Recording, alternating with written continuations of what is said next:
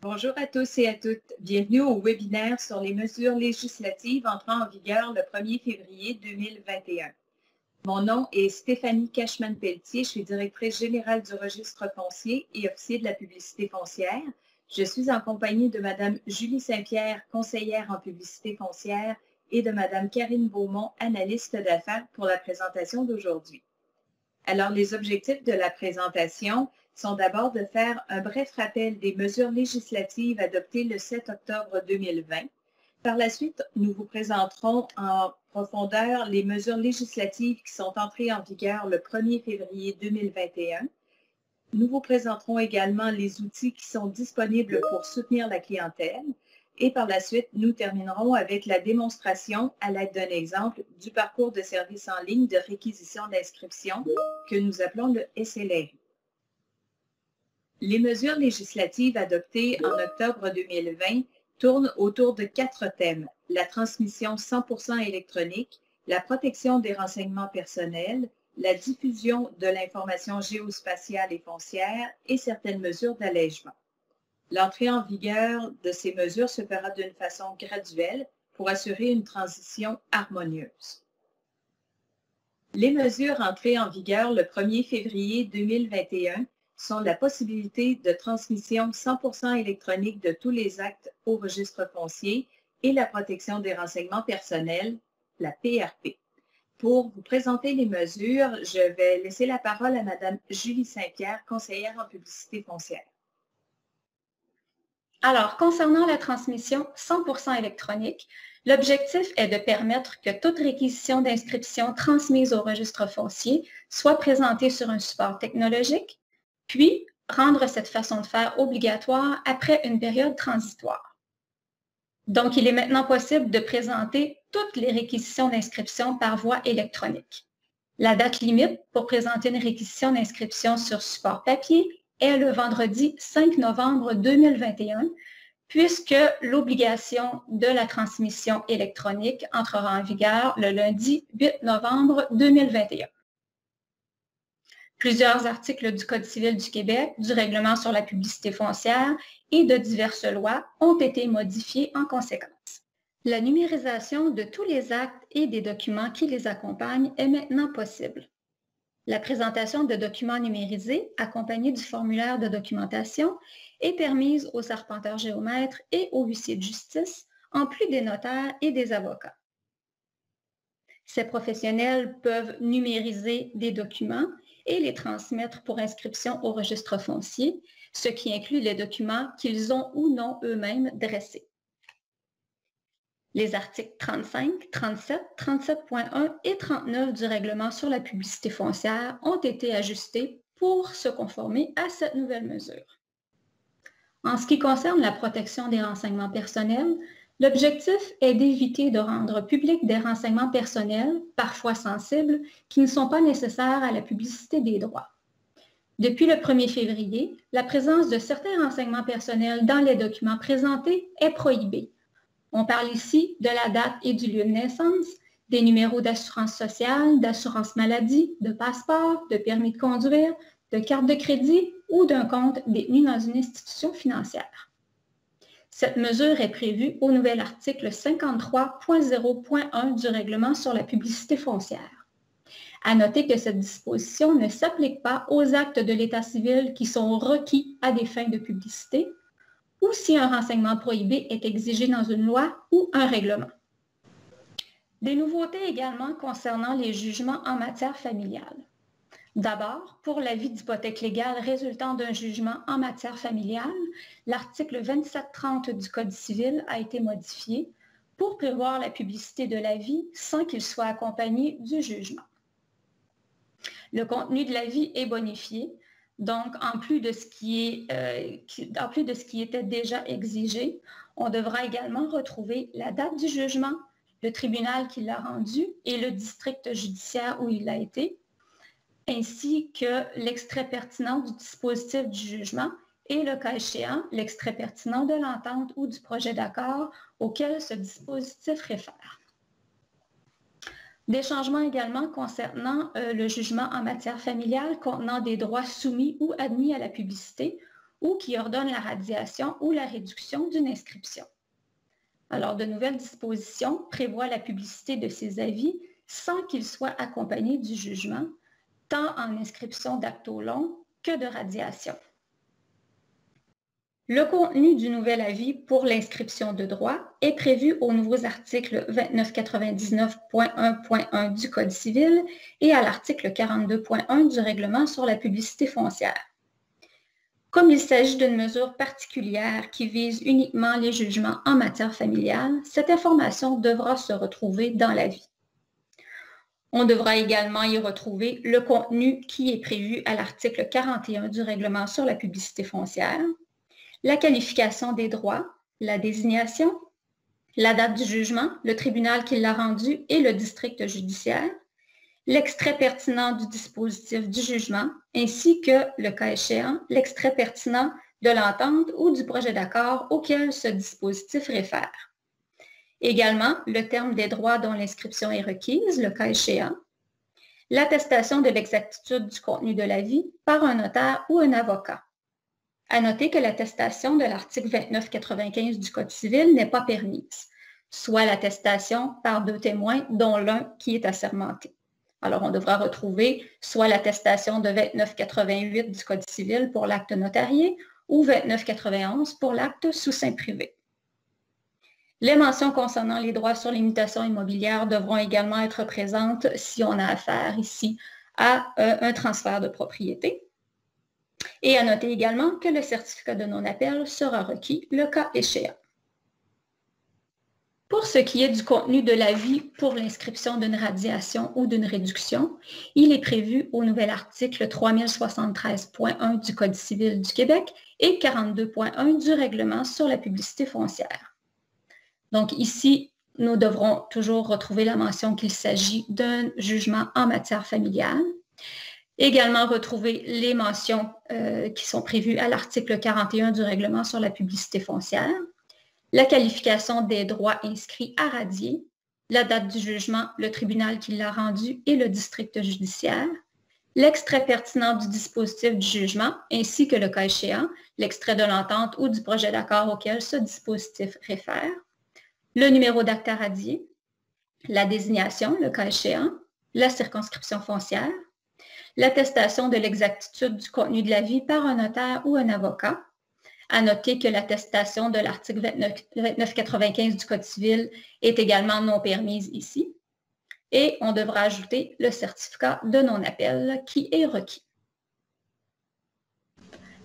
Une nouveauté aussi concernant la radiation d'une déclaration de résidence familiale fondée sur un jugement.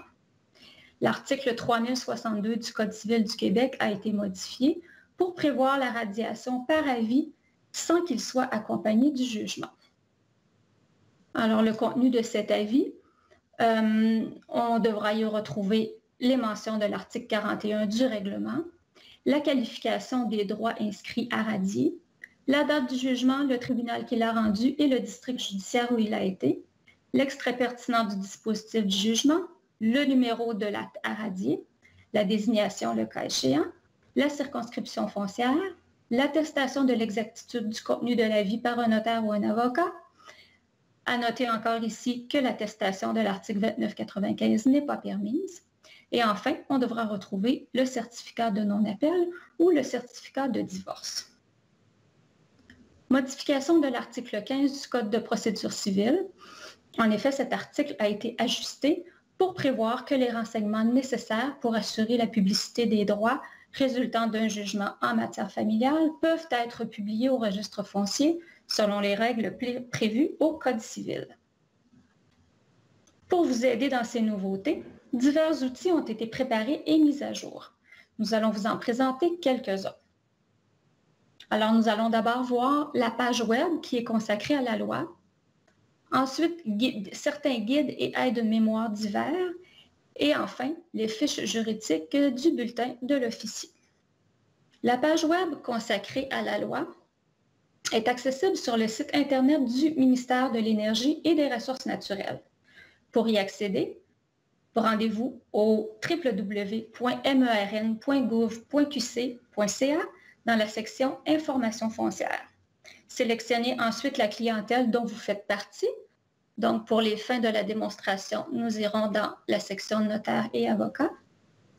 Et ensuite, choisissez la page qui est nommée « Modernisation du registre foncier ». L'utilisation d'un moteur de recherche web permet également rapidement d'atteindre la page souhaitée en utilisant son titre. En bref, on y retrouve le contexte qui a mené à l'élaboration des modifications législatives. On vous réfère au site des publications du Québec pour accéder au texte de la loi et aux différents avis émis par la Direction générale du registre foncier sur ce sujet. Vient ensuite la section qui répertorie tous les outils existants pour s'approprier les principales mesures de la loi ainsi qu'un descriptif de ces mesures. Je vous invite donc à aller prendre connaissance de l'ensemble de cette page et nous allons vous présenter tout de suite quelques outils pertinents qui y sont accessibles. D'abord, voici un extrait du document nommé « Tableau aide-mémoire ». Ce tableau consigne toutes les informations à savoir sur les principales nouveautés de la loi. Dans la première colonne, on liste les mesures et on réfère aux articles de la loi qui y correspondent.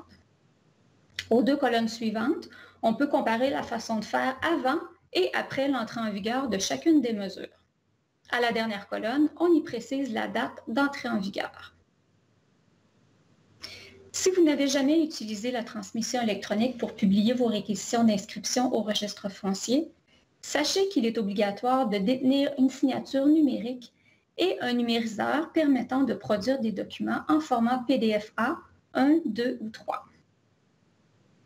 Aussi accessible via la page présentée plus tôt, une puce nommée « Signature numérique » vous mène vers une page web qui vous donne la procédure à suivre pour obtenir un certificat de signature numérique délivré par un prestataire reconnu. Actuellement, 2 prestataires offrent ce service. Le Centre de certification du Québec, qui est géré par Notarius, et l'infrastructure à clé publique gouvernementale, aussi appelée ICPG, qui est gérée par le ministère de la Justice. Chaque étape de la procédure est très bien expliquée dans cette page et on guide la clientèle par des hyperliens vers les bons documents à compléter. En ce qui concerne les numériseurs à utiliser, il doit pouvoir produire des documents en format PDF-A 1, 2 ou 3. Ce format permet de conserver de façon intégrale l'aspect original des documents numérisés. Veuillez noter que la majorité des numériseurs comportent cette fonctionnalité. Votre fournisseur bureautique pourra vous informer sur les particularités de votre équipement. Pour connaître toutes les exigences techniques, par exemple le format, la couleur, la taille maximale du document et également les exigences juridiques applicables à la numérisation et à l'utilisation du formulaire de documentation, 2 outils sont à consulter.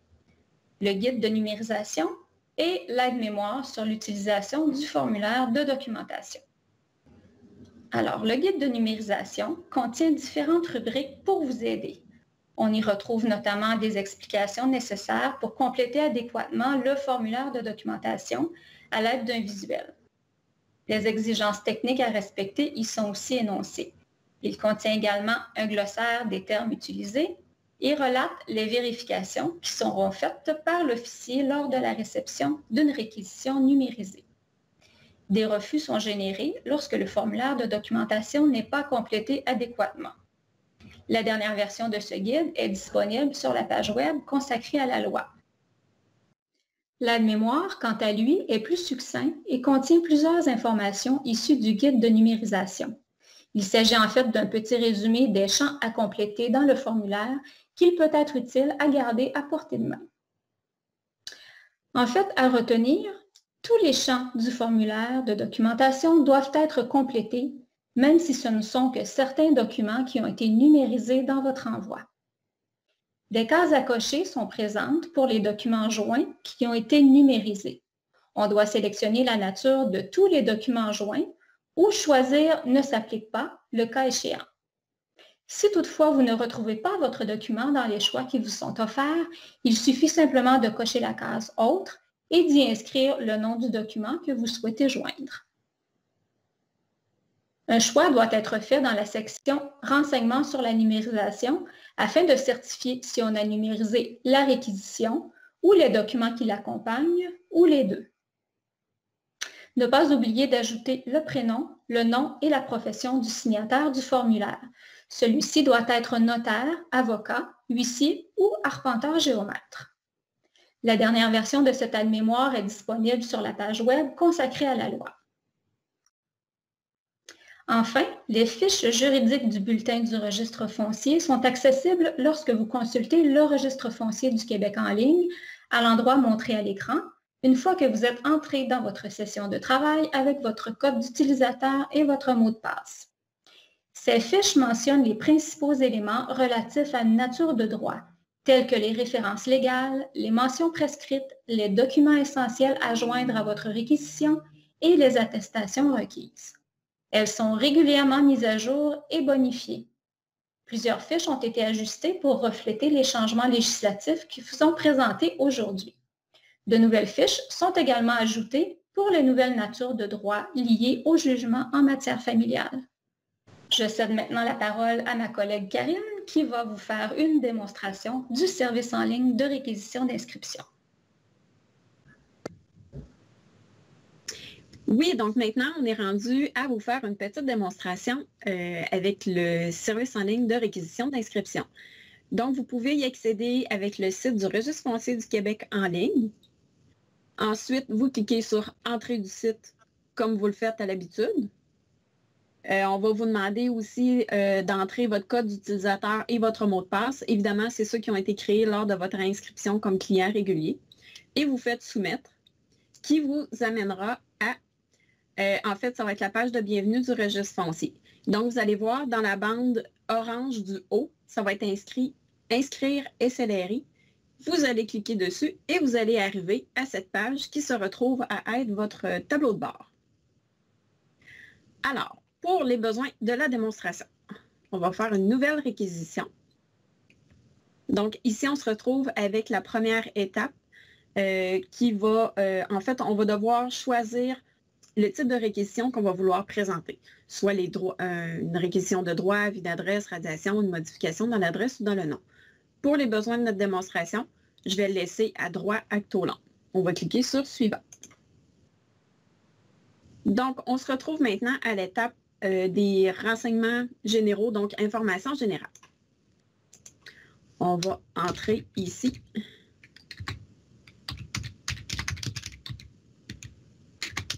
Écrire simplement loi 35, c'est juste pour une petite démonstration. Donc, on va rentrer une circonscription foncière. Alors ici, c'est vraiment super important de mettre une référence dossier qui va vous permettre de bien repérer votre réquisition dans la liste des réquisitions présentes à votre tableau de bord. C'est aussi à cette page qu'on va identifier la ou les circonscriptions foncières visées par la réquisition. S'il y en a plus d'une, il va simplement falloir utiliser les boutons ici à côté, soit le plus ou le moins. Et une fois que tous les renseignements vont être indiqués, on va cliquer sur « Suivant » au bas de la page. Donc, je vais juste le laisser notarié en minutes. Je vais compléter. Donc, j'ai tout. On va à « Suivant ». C'est maintenant dans cette section qu'on va aller indiquer la nature du document. On a déjà une liste de natures les plus couramment utilisées, ici, qu'on peut simplement changer le bouton radio. Pour les autres natures, on va le retrouver ici, dans le menu déroulant « Autres natures ». Vous allez pouvoir soit ouvrir le menu déroulant et aller chercher votre nature, ou simplement entrer les premières lettres, puis il va vous amener à la bonne section. Donc, j'ai choisi d'utiliser pour aujourd'hui hypothèque légale, jugement en matière familiale, étant donné que c'est une des nouvelles natures. Donc, une fois que c'est fait, on clique sur « Suivant ». Maintenant, dans la section « Parties », on va mentionner toutes les parties présentes à l'acte. Il va y avoir possibilité de dupliquer la partie avec le bouton ici. Donc, c'est vraiment parce que si vous avez plusieurs parties avec les mêmes informations, ça va copier tout, sauf le nom, le prénom et la qualité. Évidemment, si vous avez plus que 2 parties, vous avez ici un bouton « Ajouter une partie ». Donc, vous allez pouvoir ajouter autant de parties que vous en avez dans votre réquisition. je vais simplement entrer des informations pour me laisser passer.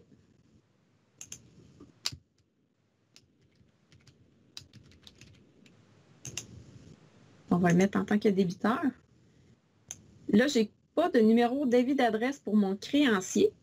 Alors, il va me donner un petit message d'avertissement. Je vais simplement ignorer le message pour qu'il puisse me laisser passer. Mais si vous en aviez eu un, vous pouvez l'indiquer aussi à cet endroit.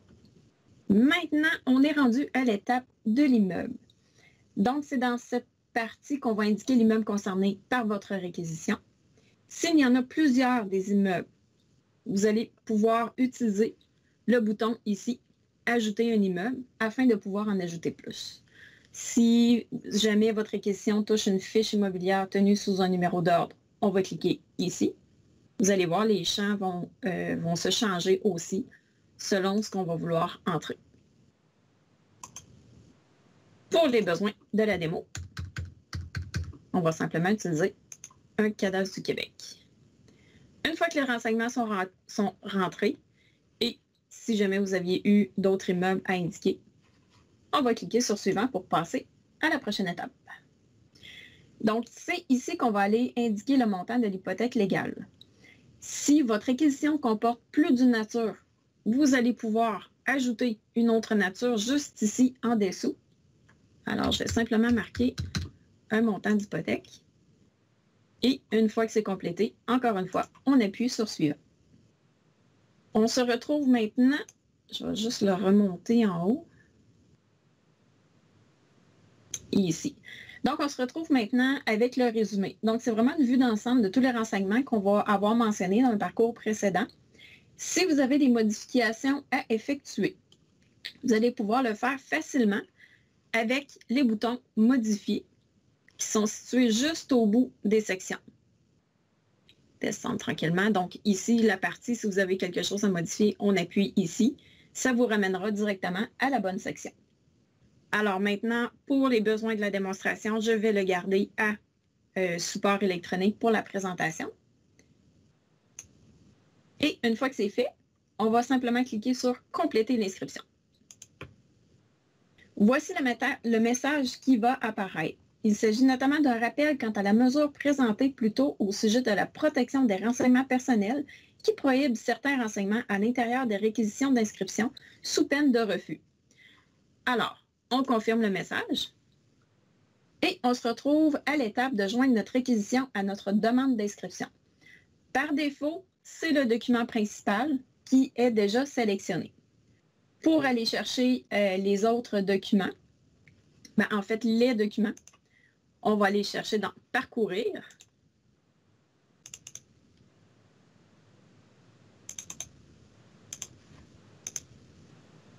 Donc, je vais me prendre un document fictif. Alors, voilà, le document a bel et bien été intégré.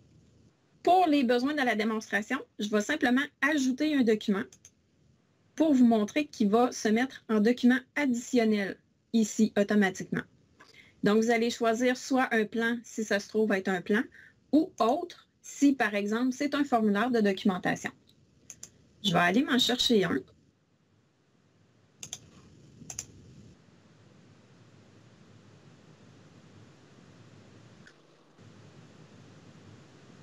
Donc, on a notre formulaire qui a été ajouté. Ici, évidemment, c'est des documents fictifs. Donc, vous avez remarqué, comme je vous l'ai mentionné, le premier document est automatiquement en document principal. Ça va être votre réquisition qui va être ajoutée ici. Et quand on ajoute un deuxième document ou un troisième ou un quatrième, il va aller se mettre comme document additionnel. Alors, une fois que vos documents ont bel et bien été ajoutés, on va simplement cliquer sur « Joindre ». Alors, on est maintenant à l'étape de signature de la réquisition. On peut cliquer sur les liens directement ici afin d'ouvrir les documents pour, par exemple, s'assurer qu'on a joint les bons documents. Et pour ici, donc on va aller chercher la signature. Petite note, je suis dans un environnement d'essai, donc ça se peut que j'aille un petit peu plus de fenêtres que normalement vous en avez.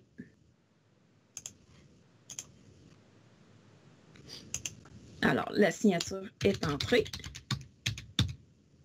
On entre le mot de passe et on va cliquer sur « Signer » afin d'officialiser la signature numérique.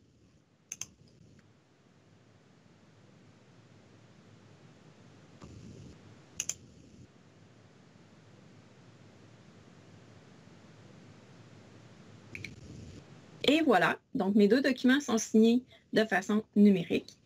Et ensuite, il ne nous reste qu'à transmettre ici. Voici le message de confirmation que la transmission de la ou des réquisitions ont bel et bien été transmis au registre foncier.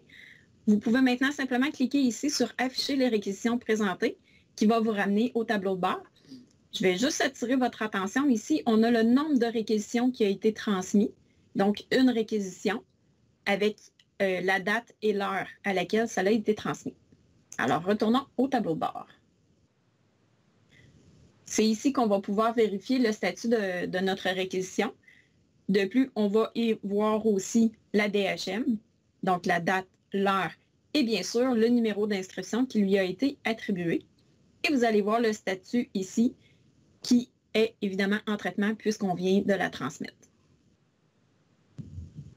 Alors, c'est ce qui met fin à la petite démonstration. Merci beaucoup, Karine. En terminant, nous vous rappelons de ne pas hésiter à consulter les outils qui ont été préparés à votre intention. Si vous avez des questions, vous pouvez également communiquer avec le Centre de relations avec la clientèle de l'information foncière aux coordonnées qui apparaissent à l'écran. Alors, ça peut être par téléphone, avec une ligne sans frais ou par courriel. Je vous remercie beaucoup et bonne fin de journée.